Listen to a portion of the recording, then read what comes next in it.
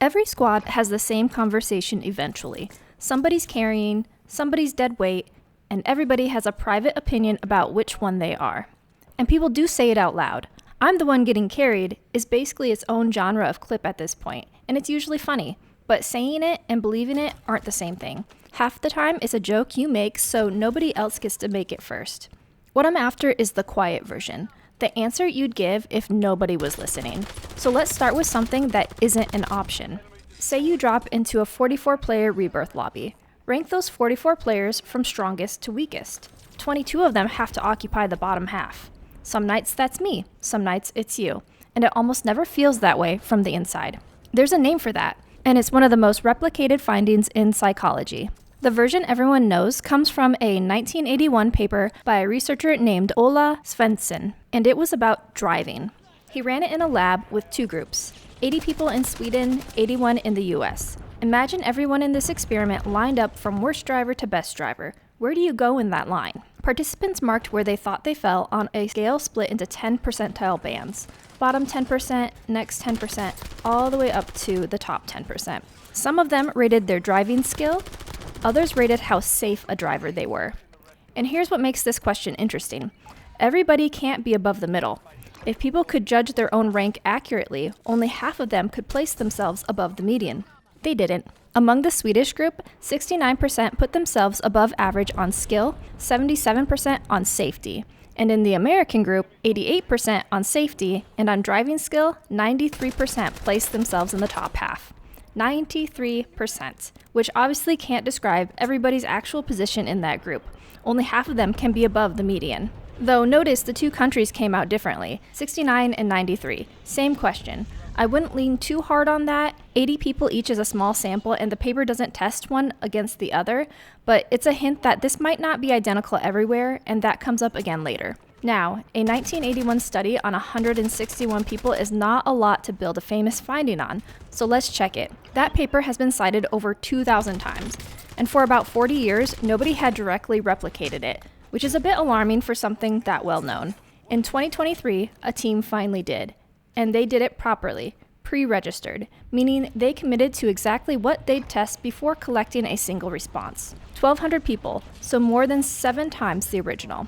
Data, materials, and code all published so anybody can check the work. That's about as clean as psychology gets. If you watched the last series, it's the methodological opposite of how the honesty research went wrong. And it replicated.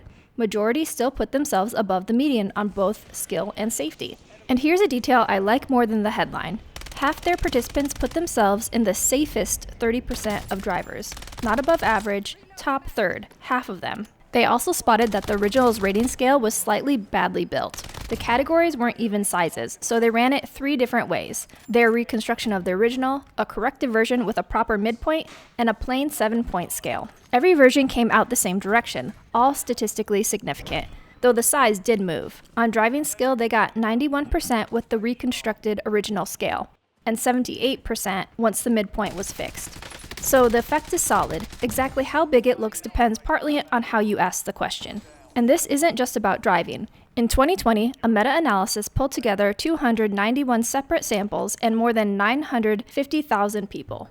The effect held up across the literature, and it's a large one, not marginal. They also checked for publication bias, which is the thing that has quietly demolished a lot of famous psychology findings, and found little sign of it. It's called the better than average effect, or illusory superiority. How big it gets does vary though, and the meta-analysis is specific about that. It's stronger for personality traits than for abilities, stronger for positive qualities than negative ones. It changes depending on how the question is asked, which is exactly what the replication ran into with those 2 scales. And there may be cultural differences. The meta-analysis found it showed up more strongly in European American samples than East Asian ones. That doesn't map neatly into the Sweden and US gap from the original, but it points to the same broad direction. Which matters because an effect that shifts depending on where you grew up isn't a fixed feature of the human brain. It's something more specific than that. One more thing worth noting, these weren't people trash-talking somebody after losing a gunfight. These were private judgments on a form. Nobody was being asked to defend their answer to a squad.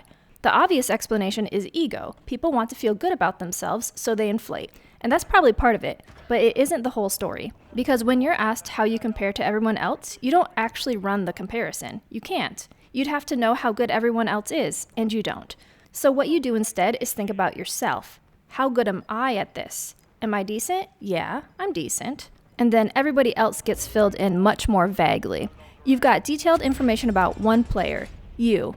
You've seen your good games, your bad games, the fights you almost won, the rotation you knew you shouldn't have made, the shots you normally hit but somehow missed. You've got a vague impression of everybody else. You know your own gameplay from the inside, and everyone else's from a kill cam.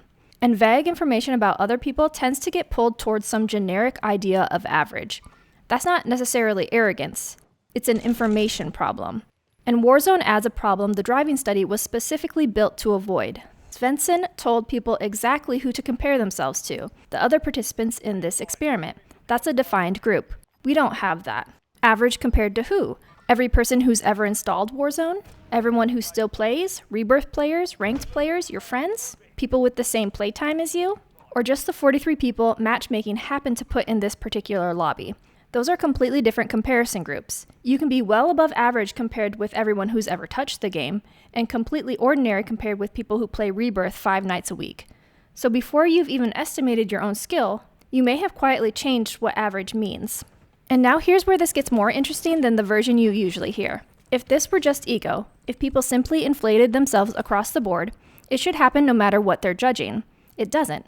A researcher named Justin Kruger looked at what happens when people judge themselves on things that feel difficult. Not driving, things most people don't feel naturally competent at. Chess, juggling, computer programming. On tasks like those, the pattern can flip. People rate themselves below average. Same self-evaluation process, opposite answer, which makes the simple ego explanation incomplete. If people were just inflating across the board, you wouldn't expect the direction of the error to reverse. But if people are anchoring hard on their own ability and only loosely adjusting for everyone else's, the reversal makes sense. Easy task. I'm pretty good at this, so I'm probably better than most people. Hard task. I'm terrible at this, so everyone else must be better. And you forgot the same thing both times. If it's easy for you, it's probably easier for other people too. If it's hard for you, it's probably harder for them too. You're supposed to be answering a comparative question. Instead, you're mostly answering, how good do I feel at this? So it's not that people think they're great, it's that we're worse at comparison than we think we are. Here's how you could watch that mechanism run in Warzone. Ask somebody where they rank at something they think is straightforward.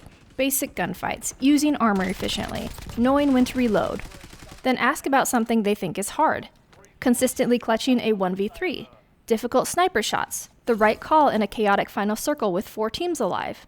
On the easy one, I'm pretty good at that, and the comparison gets pushed up. On the hard one, I'm not great at that, and it gets pushed down. Same player, same actual skill, and in both cases, they're supposed to be estimating everybody else too, which is the part there's almost no information about.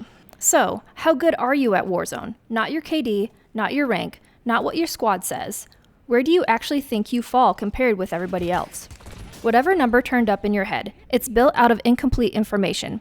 And that matters because the vague, self-anchored, uncalibrated number is sitting underneath a lot of judgments you make while playing. Was that guy actually way better than me? Was the lobby unusually hard? Are my teammates holding me back? Was I outplayed? Or did something unfair happen?